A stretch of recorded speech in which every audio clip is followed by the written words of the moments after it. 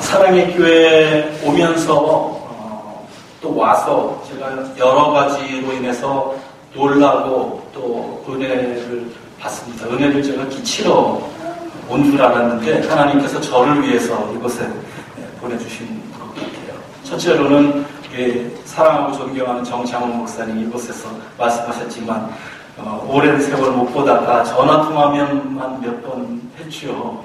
그랬는데 여기서 또 이렇게 귀한 동역자를 만날 수 있게 되어서 마음이 참 좋고 또 그냥 여러분 아시지만 보기만 해도 은혜가 되는 목회자 아니세요? 그래서 좋고요. 또 오늘 우리 장로님 권사님 통해서 아주 좋은 그런 저녁 식사 환대를 받고 또 말씀 나누는 가운데 사랑의 교회 이야기를 몇 가지 소식을 이렇게 전해 듣고 하면서 은혜가 됐습니다. 저도 이 근처에 있으니까 바람 따라 뭐 이런저런 소식을 듣지 않았겠어요. 근데 우리 사랑의 교회가 몸살을 알아서 많이 좀 지치고 피곤하시겠구나 생각을 했는데 웬걸요? 와보니까 누가 몸살을 앓았는지 모르겠어요. 그래서 이 교회마다 사람마다 인상이 있듯이 교회마다 그 풍기는 향취가 있잖아요. 사랑의 교회가 아픔을 겪은 교회라고는 전혀 그 흔적을 찾아볼 수 없을 만큼 건강하고 또 미래를 현재에 품는 그런 모습을 보는 것 같아서 제가 은혜가 되고 또 감사를 드립니다. 또 감사하는 것은 우리 여성교회 찬양 장구와 더불어서 찬양을 하는데 얼마나 그 찬양이라고 하는 것이 단순한 음악이 아니지 않습니까? 영성이 담겨져 있는 주님을 향한 그러한 곡조가 붙은 기도인데 그 찬양에 담겨져 있는 우리 여성교회 주님 향한 간절한 사랑이 제 마음속에 새록새록 느껴져서 감사를 드리고 제가 은혜를 아주 충만하게 받았습니다. 여러분도 지금까지 계속 은혜를 받고 계신데 저로 인해서 이 은혜가 반감되지 않기만을 바라는 두렵고 떨리는 마음으로 오늘 불러주신 그 사명을 감당하기 위해서 오늘 말씀을 전하겠습니다. 고백의 회복, 은총의 회복 이런 제목으로 사순절기잖아요. 그래서 예수께서 자기를 부정하고 자기 십자가를 짊어지라고 하는 그 말씀을 우리에게 주셨는데 그 말씀을 중심으로 오늘 은혜를 나누도록 하겠습니다. 잠시 기도할까요?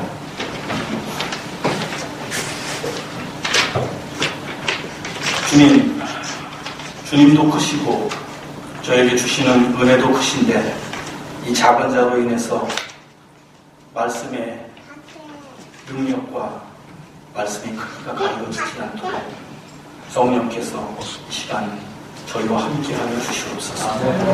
부족한 종을 통해서 전하는 말씀 속에서 하나님의 크신 은혜와 사랑과 우리를 향하신 거룩하신 뜻이 무성도들의 심령 속에 힘기워져서 그저 귀로만 듣는 말씀이 아니라 삶을 변화시키는 말씀, 주님과 우리를 다시금 연결하는 복된 은총의 말씀이 되도록 이끌어 주시옵소서. 예수님의 이름으로 기도하옵나이다. 한 번은 예수님께서 제자들을 데리고 가이사랴 빌립보 지방을 방문하셨습니다. 성경의 여러 가지 문맥을 보면 아마 제자들을 데리고 리트릿을 가신 것으로 짐작할 수 있겠습니다. 이스라엘의 최북단에 있는 산이 뭔지 아세요, 여러분? 여기 지금 화면 나가나요? 헬몬산 혹은 헐몬산이라고 하는 반면은 눈으로 덮인 그런 높은 산이 이스라엘 최북단에 있고요. 그 헐몬산에 눈이 녹아서 형성되는 것이 요단강 상류입니다. 그 요단강 상류에 위치한 도시가 바로 가이사랴 빌립보라고 하는 곳인데요. 굉장히 풍광이 아름답습니다. 이스라엘의 여러 도시들 중에서 가장 경치가 좋은 곳으로 손꼽히는 그러한 지역입니다. 그런 까닭에 이제 헤롯 대왕 이후에 헤롯 대왕의 세 아들이 이스라엘을 셋으로 나누어서 통치를 하는데 그걸 분봉왕이라고 하죠. 그 분봉왕 중에 하나인 헤롯 빌립이라고 하는 사람이 이스라엘 북부 지역을 통치하는 분봉왕이었는데 그 헤롯 빌립이 이 가이사랴 빌립보를 자기의 그 통치 영역의 수도로 삼습니다. 그리고 원래 이름이 가이사랴 빌립보가 아니고 이 분봉왕 빌립, 헤롯 빌립이 그 도시 이름을 정한 것이 바로 가이사랴 빌립보입니다. 가이사는 로마 황제를 지칭하는 명칭이고요. 빌립은 자기의 이름입니다. 그래서 로마 황제와 자기 이름을 합쳐서 권력, 야욕을 담아서 지은 도시 이름이 가이사랴 빌립보입니다. 그리고 그 도시가 너무 아름답고 수량이 풍부하기 때문에 구약시대부터 그곳에서 바알신을 숭배하는 그런 무리들이 들끓었고요. 예수님 시대에는 이 헬라 문화에서 넘어온 판이라고 하는 신을 숭배하는 커다란 신전이 지어져 있었습니다. 여러분 사진 보시는 그대로입니다. 이 가이사랴 빌립보에서 예수님께서 제자들과 며칠간 머무시던 어느 날 제자들에게 질문을 던지셨습니다. 사람들이 나를 누구라 하느냐? 이 질문 앞에서 제자들이 대답을 했습니다. 세례자 요한이라고도 하고요. 어떤 사람은 엘리야라고 하는 사람도 있고요. 또 예언자 가운데 한 분이라고 하는 그러한 사람들도 있습니다. 이 대답은 제자들이 그 당시 예수님에 대한 사회적인 여론의 핵심을 모아서 전달한 겁니다. 요즘 말로 하면 예수님이 그 당시 검색어 1위쯤 하셨을 거예요.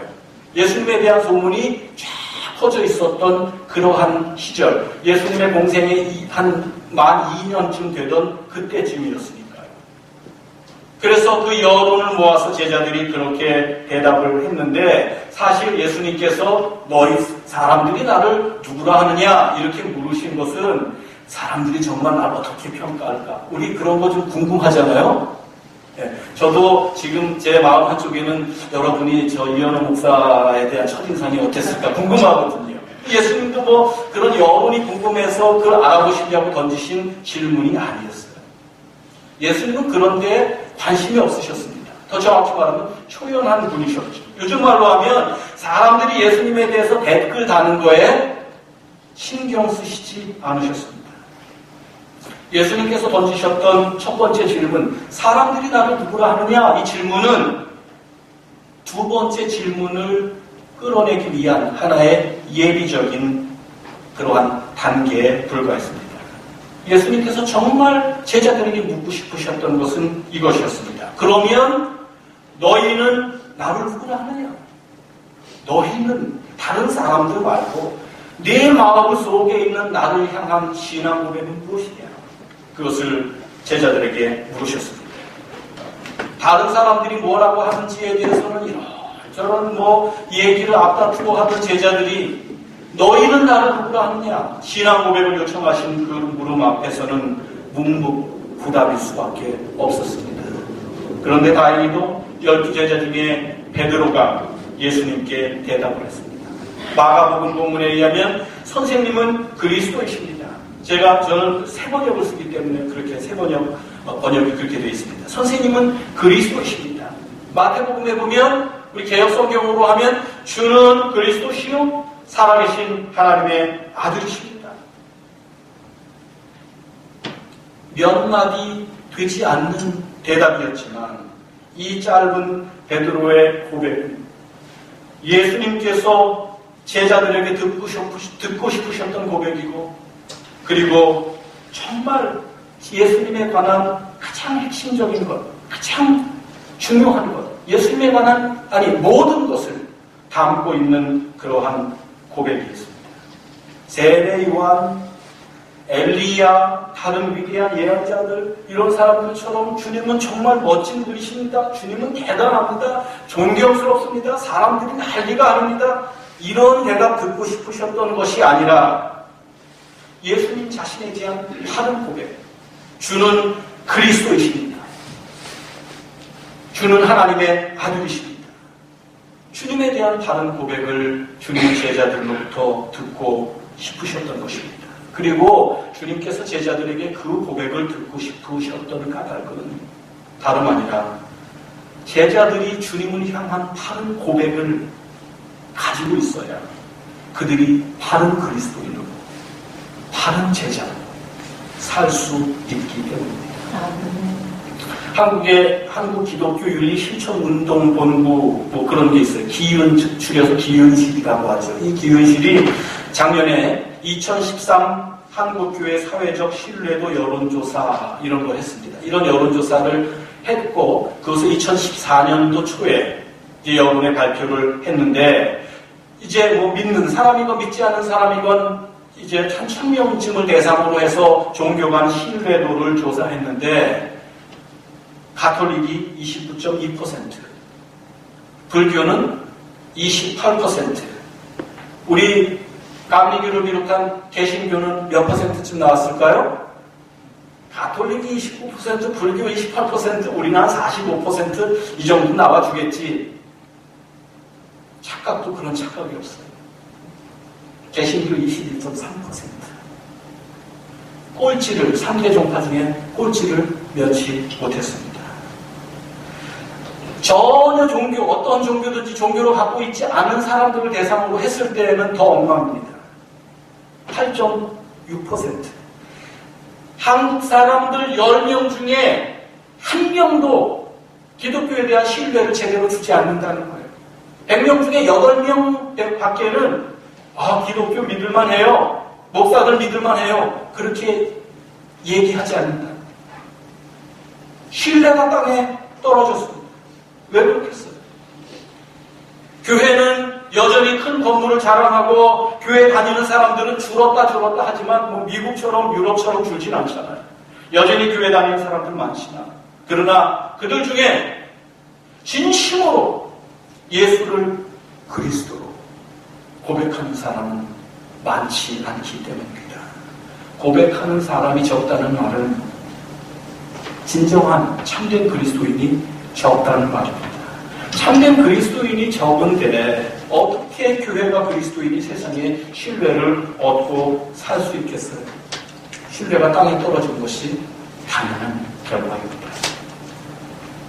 여러분, 우리가 알아야 할 것이 한 가지 있어요. 예수께서 가이사랴 빌립보, 다른 곳이 아닌 가이사랴 빌립보의 제자들을 일부러 데려가셔서 거기에서 그들에게 신앙 고백을 요청하신 데에는 깊은 뜻이 있다고 하는 것을 알아야 합니다. 조금 전에 말씀드린 것처럼 가이사랴 빌립보는 가이사와 빌립이라고 하는 황제의 이름과 왕의 이름이 합쳐진 도시. 다시 말씀드려서 권력이 숭상되는 도시. 그리고 바알신과 판신과 같은 우상이 숭배되던 도시.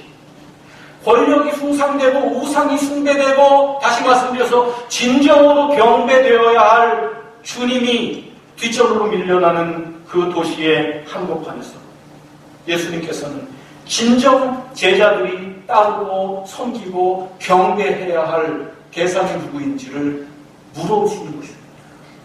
신앙의 중심을 세우기를 촉구하시는 것입니다. 오래전에 그 시편 23편을 패러디한 그런 게 인터넷에서 많이 돌아다녔어요. 여러 가지가 있는데 그 중에서 그 TV를 가지고 패러디하는 게 있는데 여러분 중에 또 그 구글 하셔서 보신 분도 있으실지 모르겠어요. 이렇습니다. TV는 나의 목자시니 내게 부족함이 없으리로다. 와닿으시죠? 연속극 좋아하시는 분들. TV는 나의 목자시니 내게 부족함이 없으리로다. 그가 나를 소파에 누이시며 성경 밖으로 인도하시리로다. 내 혼을 파괴시키시고 내 육신을 기름지게 하시며 기도의 시간을 빼앗아 가시니 내 잔이 텅텅 비록하나이다. 내가 사망의 음침한 골짜기로 다닐지라도 죄악을 즐기는 것은 폭력과 막장 드라마 때문이요. 내 평생의 게으름과 무지함이 정녕 나를 따르리니 TV를 보며 이 집에 영원히 거하리로다. 저는 지금 순간적으로 조마조마했어요. 왜냐하면 이거 하는데 또 어떤 분이 아멘 이러실까. 사랑의 교회 수준이 있네요. 저희 교회에서 이게 제가 오래전에 이거 했었거든요. 그랬더니 어떤 분이 아멘. 여러분, 우리가 사는 세상은 가이사라 빌립보 같지 않습니까? 돈과 권력이 숭배되고 재미와 향락, TV의 문화라고 하는 것으로 상징되는 재미와 향락이 우상이 되어서 우리의 마음을 온통 빼앗아가고 있지 않습니까? 그 한복판에서 오늘도 살아계신 주님께서 2000년 전에 제자들에게 던지셨던 큰 물음을 고스란히 우리들에게 던지실 때, 사랑의 교회 교인들아, 너희는 나를 누구라 하느냐? 이 물음을 도전해 보실 때 저와 여러분의 대답은 무엇입니까? 2000년 전 왕이 숭상되고 우상이 숭배되던 그 가이사랴 빌립보의 한복판에서 주님 당신만이 그리스도이십니다 이렇게 고백했던 그 베드로의 진심 어린 고백이 오늘날 돈과 권력과 온갖 여러 가지 이름의 우상으로 숭배되는 그 타락한 세상의 한복판에 있는 우리가 주님께 드리는 거룩한 고백이 되어야 하겠습니다. 오늘날 우리 그리스도인들의 문제는 고백은 회복하지 않고 복받기만 바라는 데 있다고 저는 생각합니다. 먼저 고백을 회복하면 자연히 그 고백이 복을 가져오는 것인데 회복해야 할 근본적인 고백을 회복하지 않고 예수를 통해서 내가 원하는 복만 얻기를 바라는 게 문제 아닙니까? 그러나 우리가 알아야 할 것은 고백이 먼저 회복되어야 한다는 사실입니다. 고백이 회복되어야 은혜가 회복되고 깊이 깊은 고백이 내 속에서 나와야 나의 내면을 주님께서 복으로 채워주신다는 것을 우리가 알아야 합니다. 마가복음 8장에 있는 오늘 우리가 본문으로 택한 이 이야기가 마태복음 16장에도 나와요. 그런데 마태복음 16장에는 마가복음 8장에서 소개하지 않는 또 다른 이야기가 소개되고 있죠. 여러분 많은 분들이 아실 거예요. 그 고백을 드린 베드로를 예수님께서 듬뿍 축복해 주시죠. 그 베드로 고백한 그 베드로를 반석으로 세우셔서 그 위에 교회를 짓겠다고 약속해 주시고 그리고 무엇보다도 축복의 핵심은 천국 열쇠라는 데 있습니다. 마태복음 16장 19절 세 번에 오늘 읽으면 이렇습니다. 내가 너에게 우리 같이 읽어볼까요? 시작. 내가 너에게 하늘나라의 열쇠를 주겠다. 네가 무엇이든지 땅에서 매면 하늘에서도 매일 것이고 땅에서 불면 하늘에서도 풀릴 것이다. 여러분, 이건 아멘이죠. 이건 아멘이고. 얼마나 큰 축복입니까? 주님께서 가지신 모든 그 권한을 하나님의 아들로서의 메시아로서의 권한을 베드로에게 주시겠다는 거예요. 베드로는 하나님의 아들로서의 모든 권한을 행사할 수 있는 대리자로 예수님께 위임을 받은 것입니다. 그런데 여러분, 이 축복은 천국 열쇠라고 하는 축복은 사실은 베드로에게만 주님께서 주신 복이 아니에요. 마태복음 16장에 그 이야기가 쓰여져 있는데 두 장 더 넘겨서 마태복음 18장에 보면 베드로에게 주셨던 똑같은 축복의 말씀을 제자들에게 다 주십니다. 내가 진정으로 너희 제자들이 너희에게 말한다. 단수가 아니라 복수죠. 예. 무엇이든지 너희가 땅에서 매는 것은 하늘에서도 매일 것이요 땅에서 푸는 것은 하늘에서도 풀릴 것이다. 무슨 뜻입니까? 이 신앙 고백을 한 베드로에게 주신 축복은 가톨릭에서 주장하는 것처럼 베드로에게만 주시고 베드로의 후계자라고 그들이 생각하는 교황들에게만 전수되는 축복이 아니라 예수를 그리스도로 고백하는 진정한 고백을 담고 그 고백을 주님께 순결하게 드리는 모든 사람들에게 주시는 복이라고 하는 말씀입니다. 이처럼 주님은 진심 어린 신앙 고백하는 사람들을 축복하십니다. 고백이 회복되어야 은혜가 회복되는 것이고 고백이 회복되어야 복이 회복되는 것입니다. 우리가 먼저 예수를 그리스도로 고백하면서 그 고백이 회복되는 만큼 참된 그리스도인의 삶을 살아간다면 주님께서는 절대로 우리를 외면하지도 않으시고 버려두지도 않으십니다. 우리는 고백을 통해서 하늘과 연결된 사람, 천국 열쇠를 부여받은 그러한 놀라운 은총을 누리는 장본인이 되는 것입니다. 하늘 천국 열쇠를 통해서 우리가 이 땅에서 매고 푸는 것이 하늘에서 내리고 풀린다는 그 말씀은 하나님과 우리가 온전히 연결된다는 것이고요. 그것은 여러분 교리나 추상적인 신학이 아니에요. 그것은 우리 삶 속에서 실현되는 현실입니다. 하늘과 땅이 연결된다고 하는 것은 우리가 이 땅에서 갖고 있는 고민이 주님의 고민이 되고, 우리가 이 땅에서 겪는 아픔이 주님의 아픔이 되고, 우리가 싸워야 하는 대적이 주님의 대적이 되고, 우리가 주님의 이름으로 성취하는 그 모든 성취가 또한 주님의 영광이 된다는 말씀입니다. 참다운 신앙 고백, 그리고 그 고백에 합당한 신앙 실천을 통해서 정말 하늘과 땅이 연결되는 축복, 우리의 모든 문제와 숙제가 주님의 것이 되고, 그래서 주님의 능력으로 우리의 현실이 극복되는 그러한 복된 역사를 우리 사랑의 교회 모든 성도들이 누리시기를 주님의 이름으로 축원합니다. 그러나 여러분, 진정한 신앙 고백이라고 하는 것은 저와 여러분이 입술로만 드리는 고백이 아니라 그 고백의 진정한 의미를 깨닫고 그것을 삶으로 이어가는 신앙입니다. 베드로가 고백하고 예수님의 마태복음에 따르면 예수님의 축복을 듬뿍 받고 이야기는 거기서 끝나지 않았어요. 베드로가 고백한 다음에 예수님께서 이 복음서의 그 흐름에 있는 첫 번째로 당신께서 고난당하시고 이제 죽으시고 그러나 부활하실 것을 예고해 주셨습니다. 그 말씀을 듣자마자 무슨 일이 벌어졌는지 아세요? 베드로가 예수님께 강력하게 항의했어요. 거의 예수님 멱살 잡고 협박하는 수준으로 했습니다. 마가복음 오늘 8장 32절 본문에 보면 베드로가 예수를 싹 잡아당기고 예수님께 항의했다고 그랬고요. 마태복음 본문에 보면 예수님한테 대들었다고 그랬어요. 조금 전까지만 해도 마음으로 무릎 꿇는 그 자세를 가지고 주님이 그리스도십니다. 주님이 살아계신 하나님이다. 어느 누구도 감히 할 수 없었던 그 복된 고백을 했던 이 베드로인데 지금은 어때요? 어느 누구도 주님께 해서는 안 될 짓을 하고 있는 것입니다. 왜 그렇게 그 뜨거운 고백의 사람이 주님의 멱살을 잡을 듯이 주님께 달려드는 그러한 사람으로 그렇게 순식간에 태도가 돌변했을까요?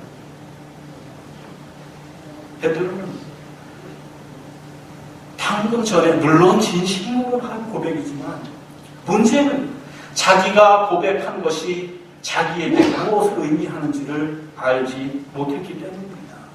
여러분, 예수를 그리스도로 고백한다는 게 무슨 뜻이죠? 나의 구원자. 그리스도가 무슨 뜻이죠?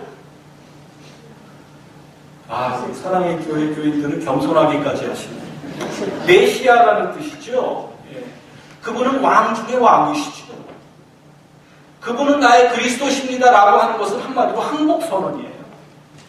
주님은 저의 그리스도십니다라는 것은 저는 절대적으로 주님께 순종하고 주님께 충성하겠습니다라고 하는 맹약이에요. 그냥 단순히 주님, 제가 주님이 참 말씀도 좋으시고 기적도 일으키시니까 한번 믿어볼랍니다. 이게 아니에요. 그분이 주인이고 내가 종이라고 하는 고백이에요. 여러분, 목회자들이 그 가운 입을 때 여기에 뭐 차죠, 그죠? 그걸 뭐라고 그러죠? 스토리라고 그래요. 그 스토리의 의미가 뭔지 아세요? 네? 멍해. 역시 정 목사님, 사랑의 교회가 이거 물어봐서 대답한 교회가 여태 한 번도, 제가 24년 목회하는데 한 번도 없었어요.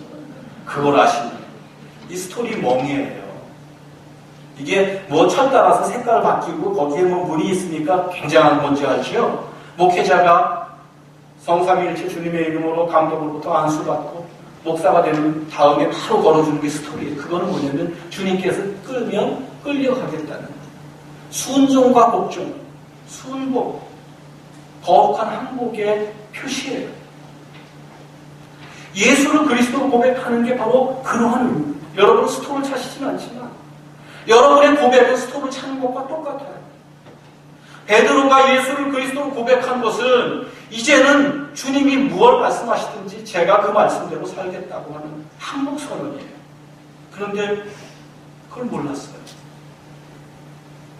만약에 그걸 알았다면 예수님께서 내가 이제 곧 고난당하고 죽임을 당한다 이런 말씀하셨을 때 받아들이기 싫고 인정하기 싫고 예수님께서 그렇게 안 하셨으면 좋겠더라도 그 말씀을 곱씹으면서 예수님이 가시는 길을 동행할 준비를 했었어야 옳습니다.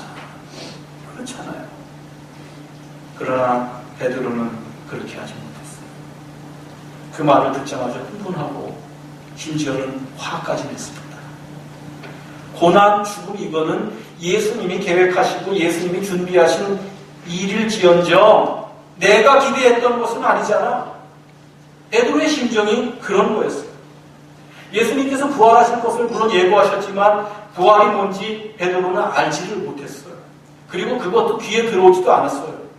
예수님을 모시고 보란듯이 예루살렘으로 가고 싶었는데 그분이 순환을 당하시고 그분은 죽으신다? 거기까지밖에 안 들리는, 그다음부터는 안 들렸을 거예요.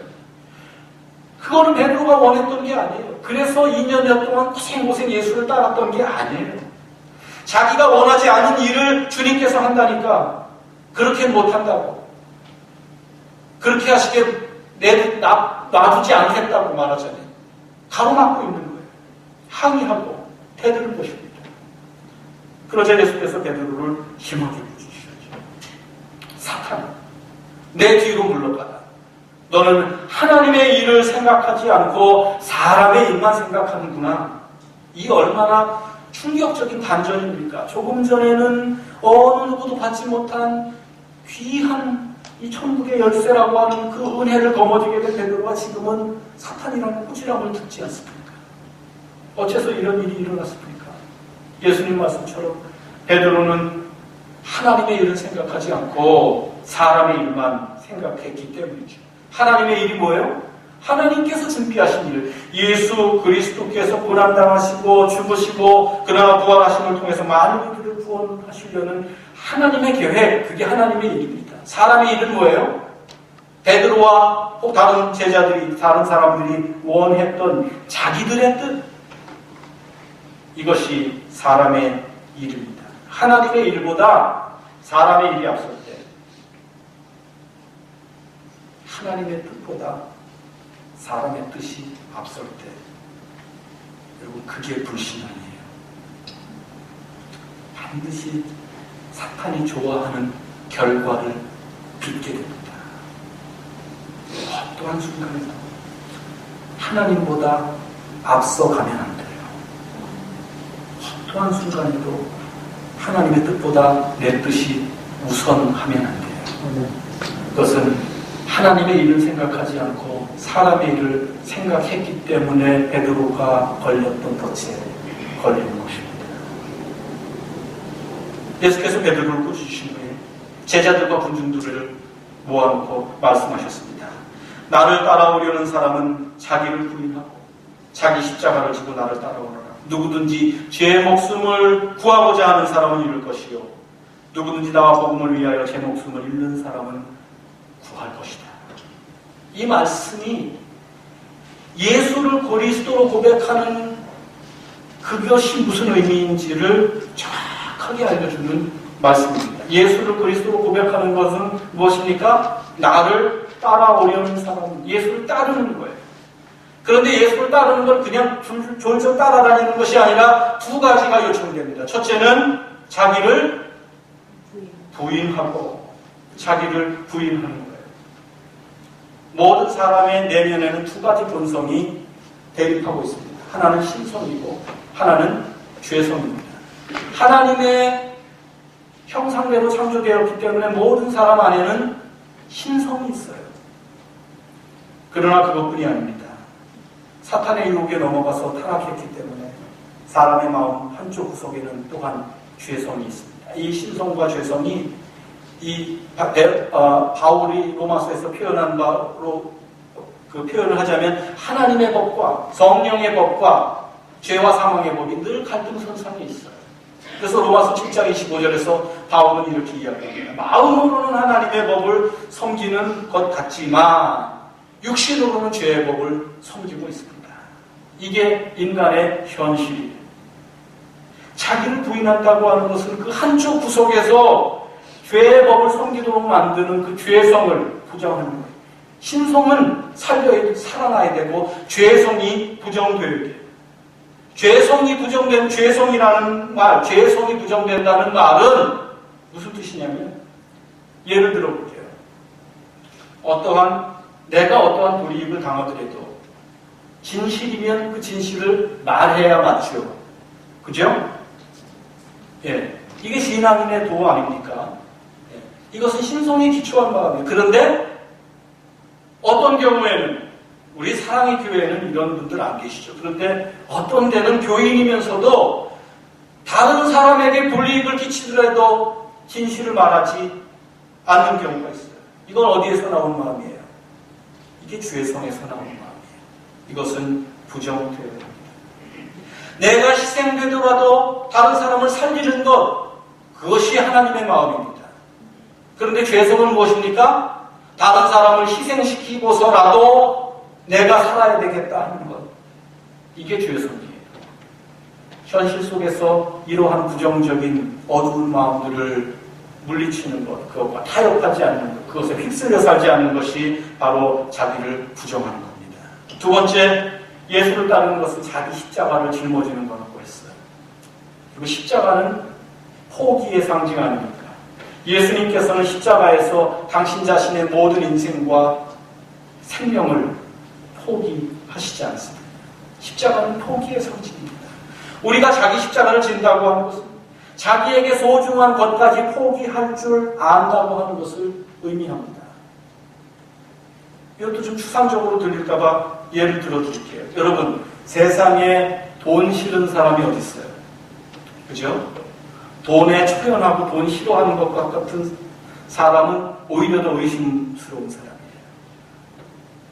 물론 존 웨슬리는 돈을 사용하고 하나님은 사랑하라 그랬지만 어쨌든 사용해야 되니까 돈 좋지 않습니까?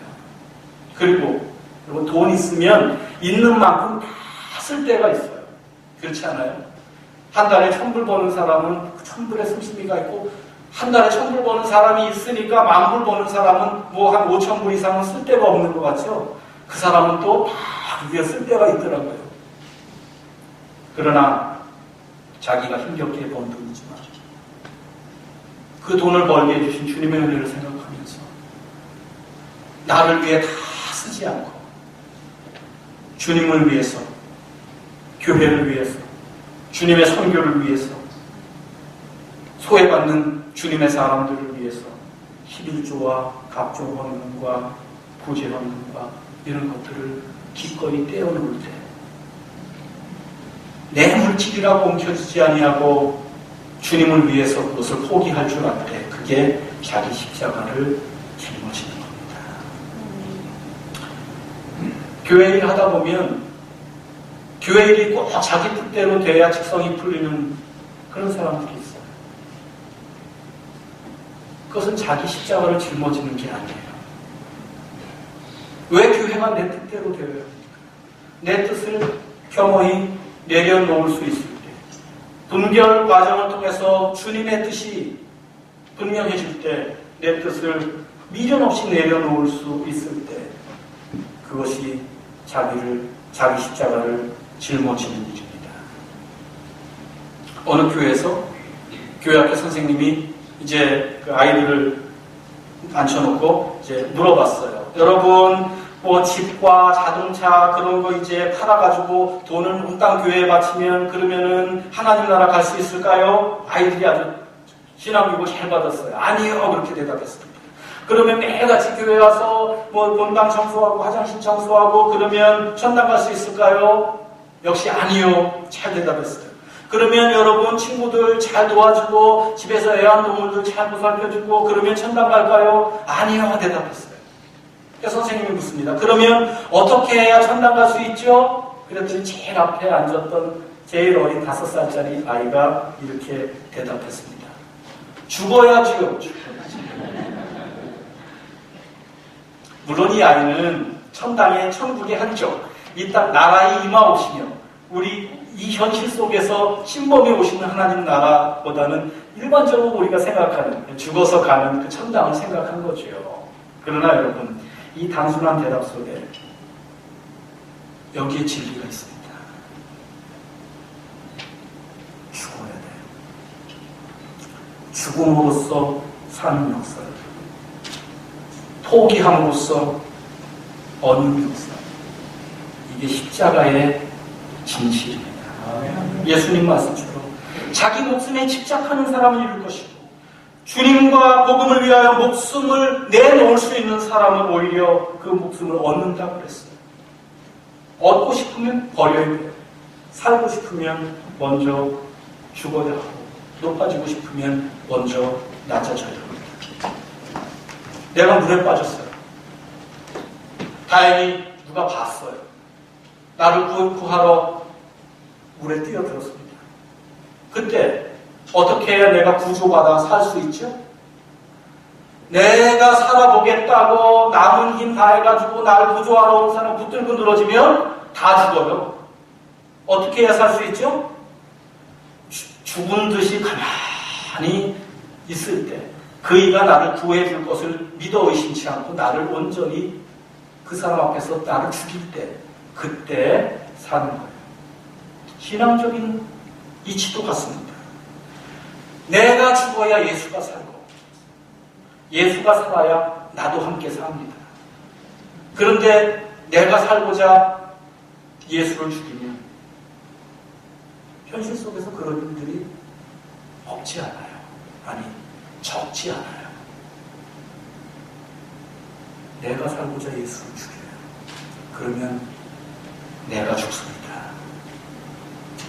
여러분, 우리가 하는 이 일들 있잖아요. 무슨 일이든지 치러야 할 대가가 있잖아요. 지난번 뭐 소치 동계올림픽 끝났죠. 거기서 스피드 스케이트 이관왕된 이상화 선수 있잖아요. 알고 보니까 그 무슨 병이죠?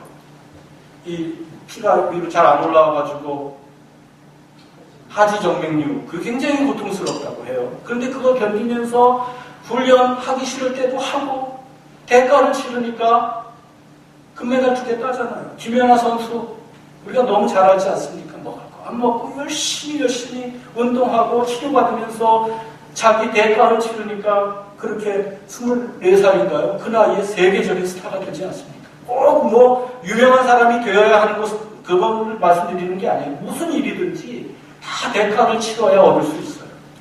자고 싶고 먹고 싶고 놀고 싶고 그대로 다 하면 얻을 게 별로 없습니다. 실력이라는 게 뭐냐면은 능력 플러스 노력 아니에요. 능력은 천부적으로 주어지는 거죠. 노력은 무엇입니까? 내가 치르는 대가예요. 대가를 치르지 않으면, 노력하지 않으면 얻을 것이 없습니다. 신앙생활도 마찬가지입니다. 우리가 베드로처럼 예수를 그리스도로 고백하는 사람이라면 그것은 우리가 예수의 제자로 살겠다는 언약입니다. 그리고 제자로 살기를 원한다면 그것을 위해서 치러야 할 대가가 있고요. 그것은 뭐냐면 오늘 말씀처럼 자기를 부정하는 일과 자기 십자가를 짊어지는 것입니다. 오늘 주님께서 우리에게 부르십니다. 사람이 죄의 목숨을 되찾는 대가로 무엇을 내놓겠느냐. 예수님께서는 당신의 목숨을 우리에게 주심으로 우리의 목숨을 되찾아 주셨습니다. 죄로 죽을 수밖에 없는 우리를 영생의 길로 들어서게 해주셨다는 말씀이에요. 이제는 우리 차례입니다. 우리가 참 목숨을 주님의 은혜로 참 목숨을 얻는 대가로 우리는 무엇을 내놓겠습니까? 여러분, 원하는 물건 얻기 위해서 돈 지불하시잖아요. 예? 어디 그 쇼핑몰까지 어디까지 그 구하러 가는 수고하시잖아요. 대가 치르시잖아요. 뭘 내가 이루어야 되겠다. 대가 치르시잖아요. 어떤 참고 견디고 기다리면서 뭘 이 세상에서 뭘 얻기 위해서 대가 치르시잖아요. 내가 원하는 물건 얻으려고 기꺼이 대가를 치르는 우리가, 내가 원하는 일을 성취하기 위해서 기꺼이 대가를 치르는 우리가 나에게 가장 소중한 구원과 영생을 얻기 위해서 무슨 대가를 지불하고 살아왔느냐 하는 말씀입니다. 사람들은 너무 쉽게 말해요. 제가 바빠서 예배 못하겠어요. 힘들고 지쳐서 더 봉사 못하겠어요. 아까워서, 이런 말은 이제 겉으로는 안 하죠. 근데 속으로. 아까워서 헌신 못하겠어요. 누구 때문에 기분 나빠서 교회 더 못 다니겠어요. 제가 시간 내고 돈 내고 정성 들이고 열심히 헌신했는데 사람들이 알아주지도 않고 목사도 알아주지도 않고 그래가지고 뭐 그렇게까지 예수 믿고 싶지 않아요. 누굴 위해서 믿는 건데요, 여러분? 내가 안 믿어주면 예수님께서 예수님 신세가 가련해질까봐 믿어주는 겁니까? 내가 교회 안 나가면 그 목사가 근심할까봐, 물론 근심하시죠. 그런데 그것 때문에 교회 나옵니까? 이런 태도는 주님을 부인하는 것이지 자기를 부인하는 게 아니에요. 주님을 다시 십자가에 못 박는 것이지 자기를 십자가에 못 박는 것이 아닙니다. 주님께서는 내 자신을 부인하고 내 십자가를 지라고 했지, 나를 다시 부인해다오, 나를 다시 한번 십자가에 못 박아다오라고 말씀하신 적이 없어요. 주님의 제자로 살려면 우리 자신이 부정되어야 하고 우리 자신이 십자가에 감당해야 할 십자가를 짊어져야 하는 것입니다. 우리 입술로 고백 열심히 해도 그 고백에 대한 대가를 치를 준비가 되어 있지 않으면 여전히 성숙한 제자가 아닙니다. 여러분, 생각해 보세요. 주님은 무슨 필요가 있으셔서 우리를 위해서 고난당하셨어요? 주님은 무슨 필요가 있으셔서 우리를 위해서 생명을 내어주셨습니까? 이름 없이 빛도 없이 교회를 섬기는 사람, 그 사랑의 교회 그동안 여러분이 당사자시니까 제일 잘 아시죠. 얼마나 힘겹게 주님의 몸된 교회를, 이것이 주님의 교회이기 때문에 이 교회 지키느라고 얼마나 마음고생하시고 얼마나 눈물로 기도하면서 오늘 여기까지 오셨어요. 뭐 시간 남고 할 일 없고 돈도 남고 힘이 넘치고 흘러서 그래서 사랑의 교회를 아직도 섬기고 계신 게 아니잖아요. 교회, 우리가 일상에서 대가를 치른 만큼 돌아온다고 믿지 않습니까? 믿으니까 대가를 치르는 것 아니겠어요? 신앙생활도 마찬가지입니다. 대가를 치름으로써 얻는 값지고 값진 선물이 있어요. 예수를 그리스도로 고백하는 그 고백에 합당한 제자로 살기 위해서 자기를 부정하고 자기 십자가를 짊어지는 대가를 우리가 치러야 하지만 그게 그렇게 힘겹고 고통스러운 게 아니에요. 사도 바울 보십시오. 바울이 빌립보서를 쓸 때에는 학설에 따라 혹은 로마 감옥에 갇혀 있었다는 학설이 제일 크고요. 혹은 가이사랴 감옥에, 혹은 에베소 감옥에, 어딘지 정확히 몰라요. 어쨌든 감옥에 있었어요. 감옥에 있으면서 그 4장의 서신을 썼어요. 그런데 그 짧은 4장의 서신 빌립보서에는 기뻐하라 혹은 기쁨이라고 하는 단어가 16번이나 나와요. 뭘 의미합니까? 투옥된다고 하는 대가를 치르니까 기쁨이라고 하는 은혜를 얻잖아요. 세상에 어느 누가 바울의 기쁨보다 큰 기쁨을 가지고 살았겠습니까? 대가를 치르니까 주님께서 그에 합당한 은총을 허락해 주셨어요. 그래서 그런 그 사도 바울이 고린도후서 4장 17절에서 이렇게 고백합니다. 같이 읽겠습니다. 시작. 지금 우리가 겪는 일시적인 가벼운 고난은 비교할 수 없을 정도로 영원하고 크나큰 영광을 우리에게 이루어줍니다. 지금 겪는 고난, 여러분 바울이 겪는 고난은 사실은 여기 일시적인 가벼운 고난이라고 했죠. 일시적인 게 아니에요. 바울은 끊임없이 고난받았어요. 가벼운 고난이 아니에요. 바울 정도 믿음 되니까 견딘 고난입니다. 그런데 그걸 왜 일시적인 고난, 가벼운 고난이라고 합니까? 그 고난이 세상의 시각으로 볼 때는 아무리 길고 아무리 힘겨워도 그 뒷절에 있잖아요. 비교할 수 없을 정도로 영원하고 크나큰 영광이 있기 때문에 그게 길어도 일시적일 수밖에 없는 거예요. 그게 큰 것 같아도 가벼울 수밖에 없는 거예요. 그 고난 대비 영광은 이 영광이 너무너무나 크기 때문에 주님께서 고난당하는 자들, 자기를 부정하고 자기 십자가를 짊어지는 자들에게 주시는 상급이 너무너무 크기 때문에 우리가 자기 부정하고 자기 십자가를 짊어지기 위해서 포기하고 또 절제하고 이래야 할 게 한두 가지가 아니죠. 남들 다 놀 때 우리는 교회 와서 봉사하고 예배하고 기도해야죠. 남들이 열심히 내번 챙길 때 우리는 나눔과 섬김을 실천해야죠. 남들이 자기 자존심 세우고 그것 때문에 또 싸우고 할 때 우리는 그냥 지어주고 참아주고 용서하고 그래야죠. 그런데 여러분, 그건 손해도 고난도 아니에요. 예수 믿느라 자기 부정하고 자기 십자가를 짊어지느라 때로는 왜 외롭지 않겠습니까? 때로는 왜 분에 복받치지 않겠습니까? 그러나 그것은 일시적인 불편함일 뿐입니다. 왜냐하면 그것을 잘 감당하면 비교할 수 없을 만큼 크나큰 영광을 주님께서 우리에게 주시기 때문입니다. 우리가 치르는 대가에 비하면 너무너무나 과분한 은혜를 주님께서 왜 주십니까? 우리가 주님께 드리는 사랑보다 주님께서 우리에게 베푸시는 사랑이 그렇게 과분하기 때문입니다. 주님은 그런 분이세요.